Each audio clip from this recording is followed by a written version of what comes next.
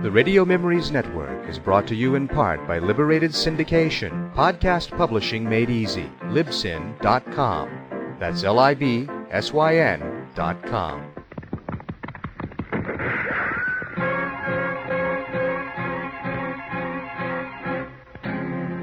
Around Dodge City and in the territory on west, there's just one way to handle the killers and the spoilers, and that's with a U.S. Marshal and the smell of Gunsmoke.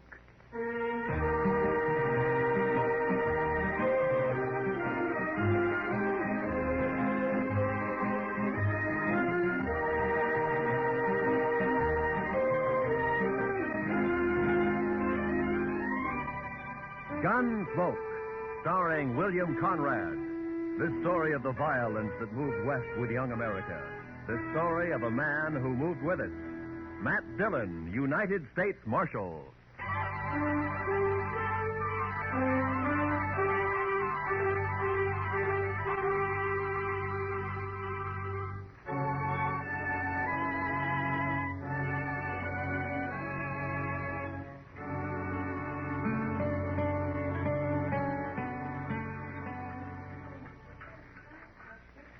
Mr. Dillon, could I give you some more coffee? Yeah, I guess so.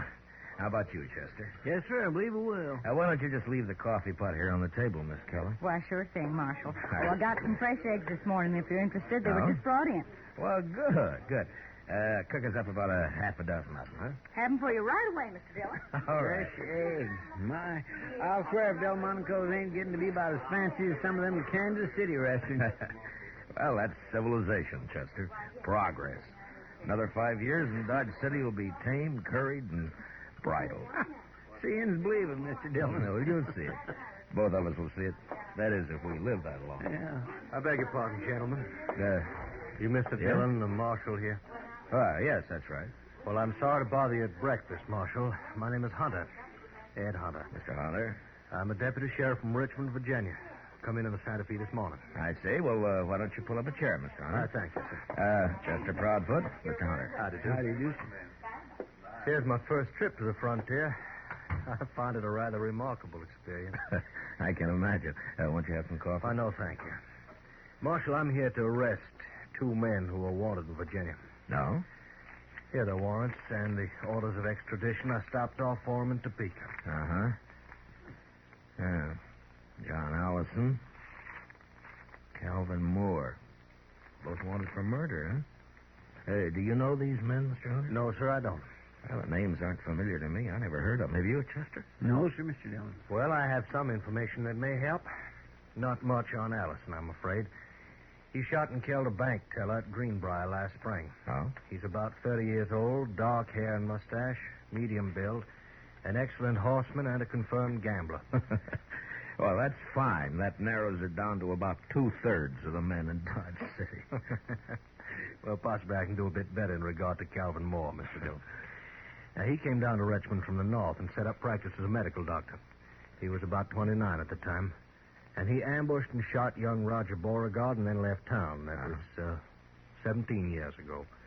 Beauregard's been trying to trace him ever since. Well, I'm afraid that's a pretty Well, I have a long time. picture of Moore, photographed. Oh? Of course, he was much younger than this. Well, sometimes there's still quite a resemblance, even after 17. Something familiar about that picture, Mr. Dillon?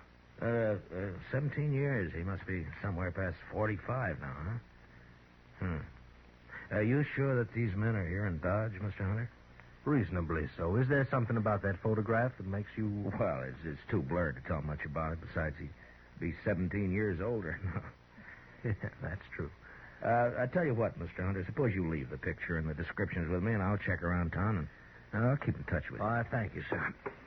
Oh, I wonder if you might suggest a good hotel. Certainly. Why don't you try the Dodge House? It's a corner of Railroad Avenue at the end of the plaza, the East End. Tell the deacon I sent you. I thank you again, Mr. Dillon. And I'll be grateful for any help you can give me in this matter. Yeah, sure. So long. You want to see the photograph, Chester? Yes, sir, I do. Well, Mr. Dillon, that's... Yeah. What are you going to do, Mr. Dillon? I don't know, Chester. He's my friend. I never asked him anything about his life before he came here. Didn't seem to matter. But now the law says he's a murderer. I'm part of the law. So now it does matter. Maybe it's not him. No, it's him, all right, Chester. You saw it same as I did. It's Doc.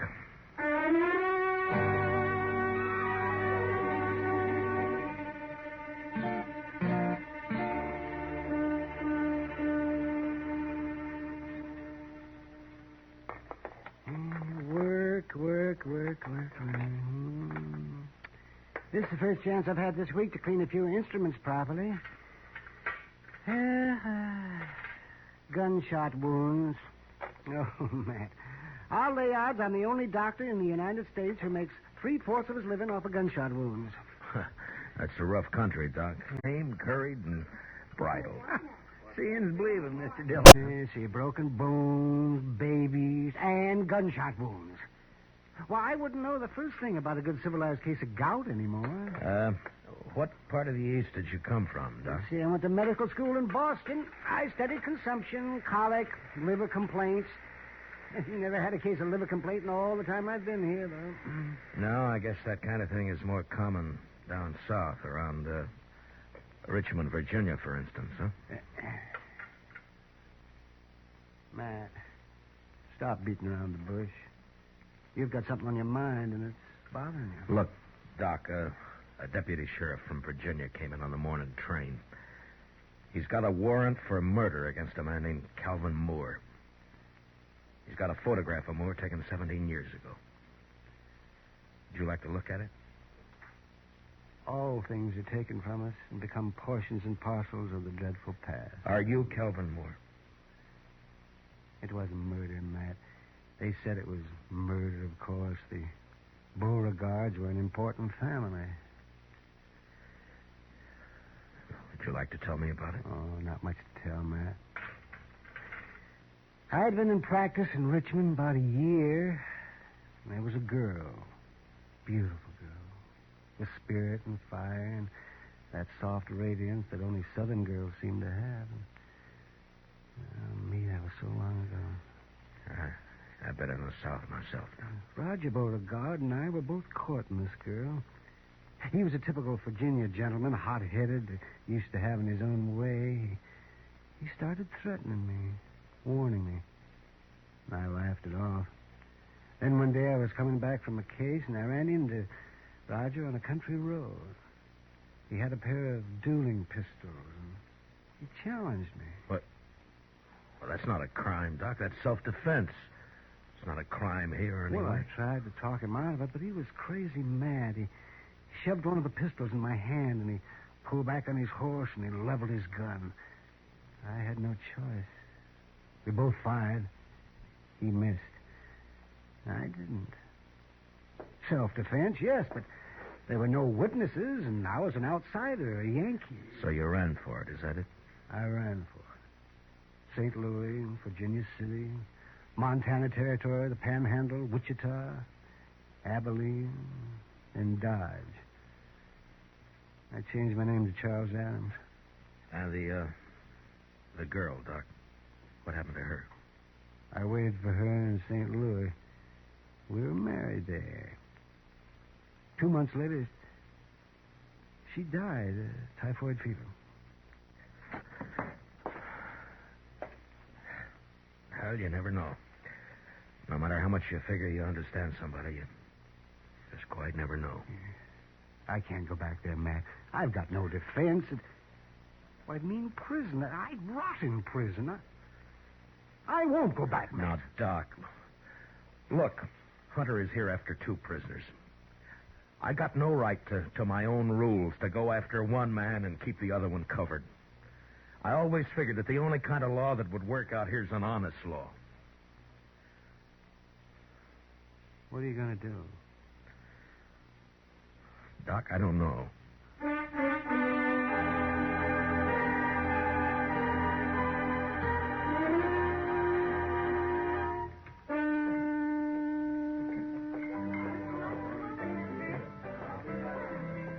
You're late, Matt. I decided you weren't going to stop in tonight. Is Chester around, Kitty? Yeah, over there by the faro table. No. Matt, what about this Virginian who's been hanging around for the last 2 days? Oh, Hunter? Yeah. He's a deputy sheriff, got a couple of warrants to serve. Why? Well, he's been asking questions. Some of the boys are getting a little skittish. Well, there's no call for it as long as they're not named Allison or Moore. Are you free now, Miss Kitty, or are you busy? What's it look like? Well, I figured maybe he was just killing time. Hiya, Marshal. Bunko? Bought you a drink, Kitty. Over on the bar. All right. Thanks. Matt, I'll be off in a couple of hours. Stop around. Yeah. Yeah, maybe. I understand you've got a rival lawman in town, Marshal. Well, there's a deputy here from Virginia, if that's what you mean. I always figured you were the law here. Is he short in this town, Marshal? Say the word, we'll run him out. I ever ask you for help, Bunko? Well, no. When a man's short in Dodge, I'll run him out. No offense, You Marshal. keep your own cinch tight. Don't worry about anybody else, huh? I'll see you, Bunko. I swear I never saw anybody such bad luck in all my life. My gracious, he ought to swear off Pharaoh and stick the stud. Oh, Chester. The old Jethro Keener, he just lost 3 weeks' pay. And Bunko Benson, sitting right there beside him, mind you, picked up $230. So that's why he's feeling big. Come on, Chester, let's take a walk. Huh? Yes, sir. 3 weeks' pay. Mercy, I never saw such luck. What about Doc, Chester? He turned in a couple hours ago. That's when I came on over here. How's he acting? About as usual. No signs of planning to run out, if that's what you mean, Mr. Dillon. One thing he's doing, though, that he's never done before. He's toting a gun. Good evening, Marshal. Oh, hello, Mr. Hunter. Since you didn't come to me, Mr. Dillon, I've come to you. I'm wondering what progress you've made. Well, I'm still checking. Any results at all, Marshal? Well, I don't have much to go on, you know. Now, Calvin Moore was a doctor by profession. He might still be practicing. I suggest we investigate the local doctors. Well, that wouldn't take long. We've only got one, Doc Adams. How long has he been here? Oh, about 4 years. How old a man is he? Late 40s, I imagine. But he doesn't show much resemblance to that photograph you gave me. Well, maybe you're too used to him to notice the resemblance. Yeah, maybe. I'd like to look him over myself, Marshal. Well, he's pretty busy out on calls most of the time, and... Not all the time. No, not all the time. All right, Mr. Hunter, I'll bring him around.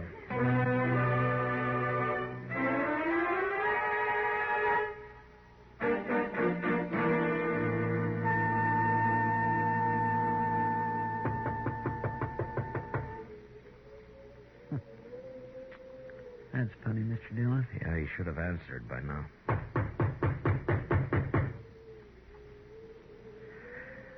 Well, we're wasting our time, Chester. He's gone. Well, now, he might have got called out on a case. Yeah, I know, but I don't... Hey, what? That was across the plaza, down toward the Dodge House. Come on, Chester.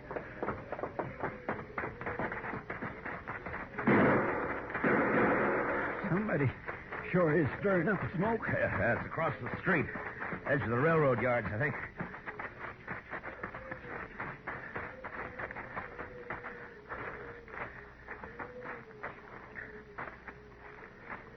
Is that you, Marshal? Yeah. What happened, Mr. Hunter? Somebody tried to kill me.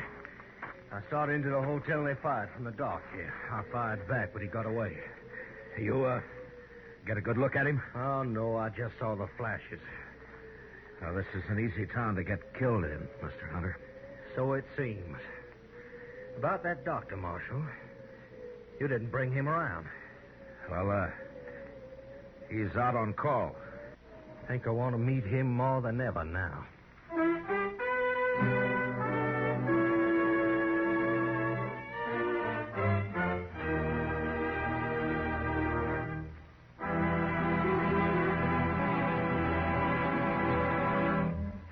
We will return for the second act of Gunsmoke in just a moment. But first, there's a world of wonderful entertainment awaiting you every weekday in the daytime with CBS Radio's roster of wonderful dramatic serials. This Monday, listen in. And now, for the second act of Gunsmoke.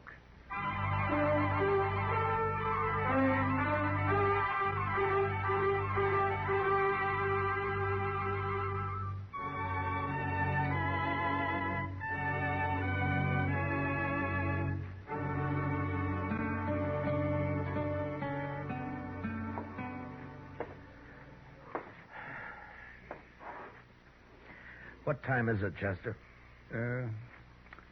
2:15 a.m., Mr. Dillon. Yeah. I sure hope we don't have to spend the whole night waiting here. I don't see how Doc puts up with the smell of all this medicine. He's used to it, I guess. Yeah. I suppose a man can get used to anything except dying. You think it could have been him that fired those shots, Mr. Dillon? Chester? There's somebody coming.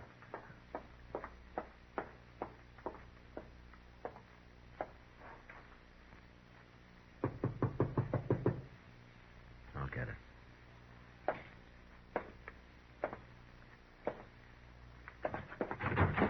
Doc, Marshal. Come on in, Bunko. Doc's not here, but he'll probably be... Oh, what happened to your arm? I got thrown into a barbed wire fence. Here, let's have a look at it, huh? No. It's all right. The gunshot wound. All right, hold it, both of you. Well, is that the same gun you tried to kill Hunter with, Bunko? Stay where you are, Marshal. Yeah. Around 30 years old, dark hair, mustache, medium build, excellent horseman, confirmed gambler. Wanted for murder. John Allison. Alias Bunko Benson. Am I right, Bunko? He's not taking me back there. You stay where you are, Dillon. Now, don't be a fool, Bunko. Put away the gun. Stay back. I'm warning you. Bunko, look! All right, Chester, let's get him over to the jail.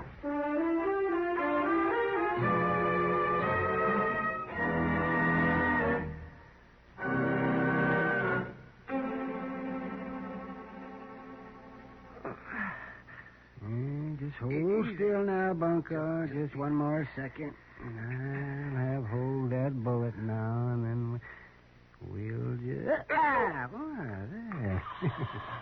there. Now, add that one to your collection, Matt. Well, I'll make Hunter a present of it. It wasn't bad shooting to be firing in the dark at a gun flash.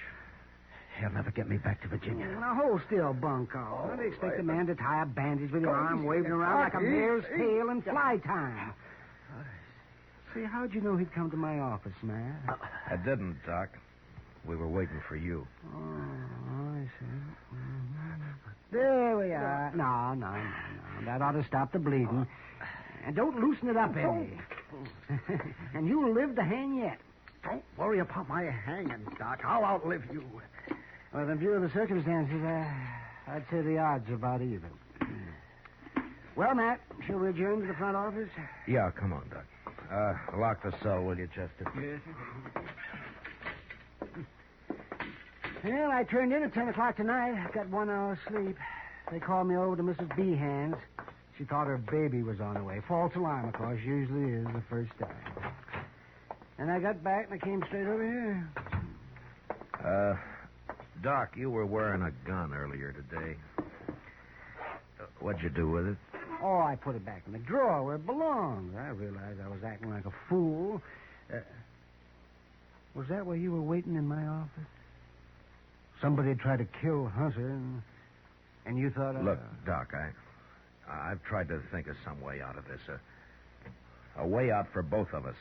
I got one man under arrest back there now, and I can't rightly set myself up as a judge and free the other man. I'd even hoped you'd cut and run for it. You'd get away if you did, you know. Hunter doesn't know the country. I've been running for 17 years, Matt, and it's still caught up with me. I'm too old to run any farther. What are you going to do? I'm a lawman, Doc, right or wrong. Well, then, I guess I'm under arrest, huh?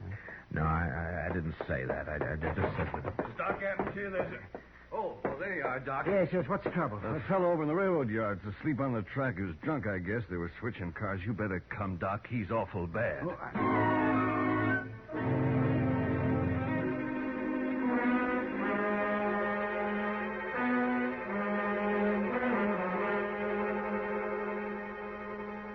I got 2 lanterns, Mr. Dillon. That ought to be enough. Good, Chester. You ready, Doc? You ready as I'll ever be. All right, let's go then. He said near the loading pens down this way, I guess. Yes, sir. It looks like some lights over there. People around. Marshal, is that you? Yeah. Oh, Hunter. I thought you went to bed hours ago. I'm a light sleeper, Mr. Dillon. I heard there's an accident over in the yards. Thought it might give me a chance to meet your local doctor. Well, I guess you can meet him right now if you want to. Doc, this is Ed Hunter, Doc Adams. How do you do, sir? Mr. Hunter? I got one of your prisoners locked up, Mr. Hunter, John Allison, known here as Bunko Benson. Good. I just found out he's the man who tried to kill you tonight. He caught one of your Oh? bullets in his arm. Oh, I see. Why, then it's one down and one to go. There's Calvin Moore. Dr. Calvin Moore. This is no time to stand around making chin music. I'm sorry, Well, Hunter. that's quite but all right, Marshal. I'll go with you.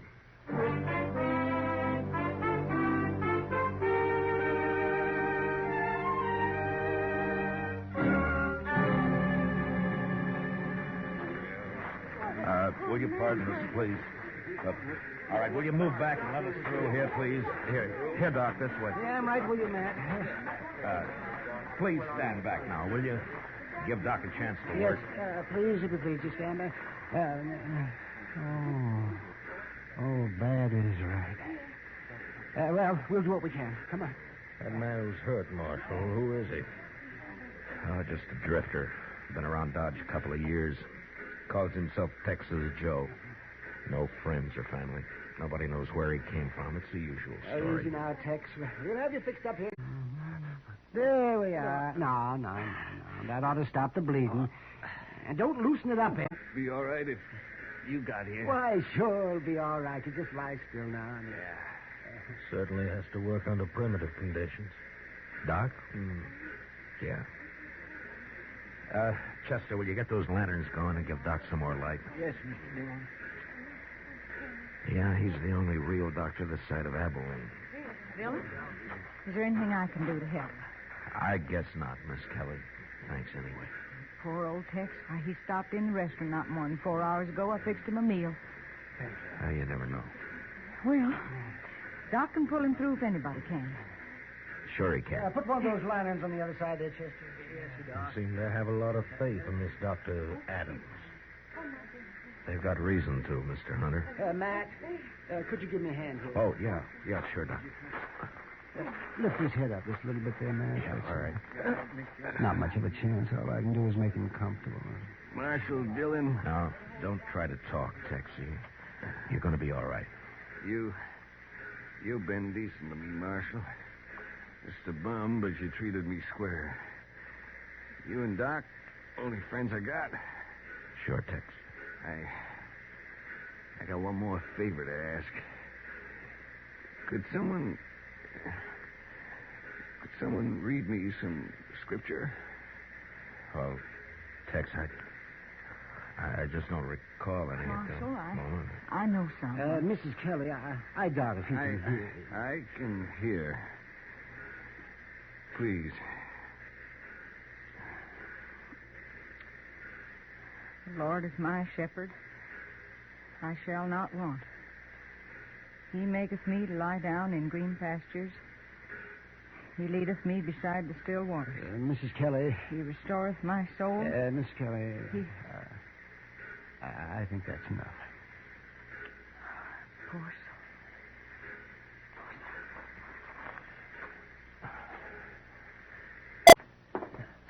He said near the loading pens down this way, I guess. Yes, sir. It looks like some light. Can't run them all, Doc. Well, Doctor, As the only physician here, I suppose you also function as coroner. That's right. This man will be buried in the name of Texas Joe. Don't you worry about that. Boot Hill is full of men buried under nicknames. In this country, we... Doc! Doc, I just came to... Oh. What, Kitty? Oh, Doc, I've been sitting up with Mrs. B, and you left too soon. She needs you over there right away. Well, then it wasn't a false alarm. No. All right, Kitty, I'll be there just as quick as I can, but... Well, as soon as I... Kitty, you go on back over and do what you can for her, huh? Doc will be along. All right, Matt. You better hurry.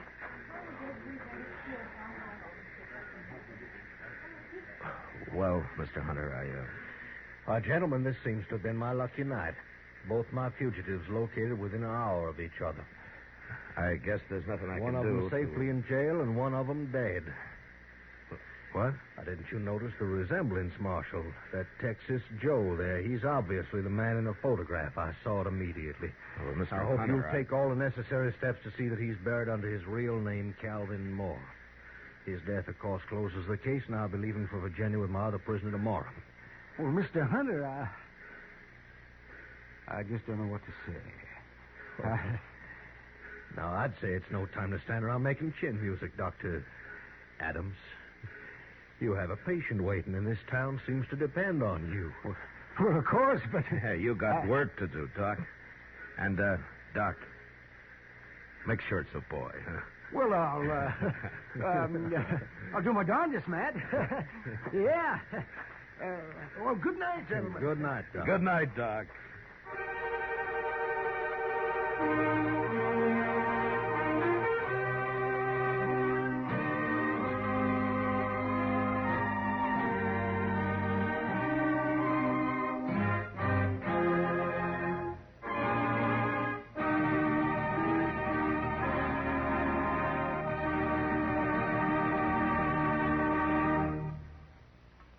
Gunsmoke, under the direction of Norman MacDonald, stars William Conrad as Matt Dillon, U.S. Marshal. Tonight's story was specially written for Gunsmoke by Les Crutchfield, with music composed and conducted by Rex Corey. Featured in the cast were Lawrence Dobkin, Lou Krugman, Paul Dubov, and Vivi Janis.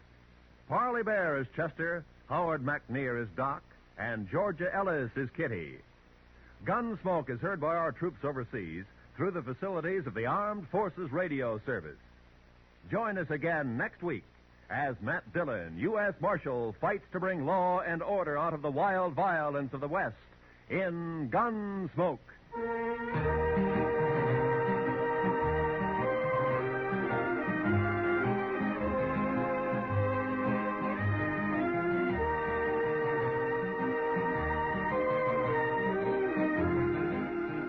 Tomorrow evening, listen for Lionel Barrymore, your host on CBS Radio's Sunday Night Playhouse.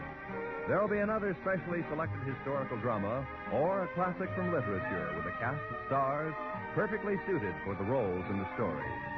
Every Sunday evening, hear Lionel Barrymore on your Sunday Night Playhouse over most of these same CBS radio stations. Truly an outstanding dramatic experience here at the Star's address. Roy Rowan speaking. And remember, for thrilling dramas of escape, listen every Sunday night to the CBS Radio Network.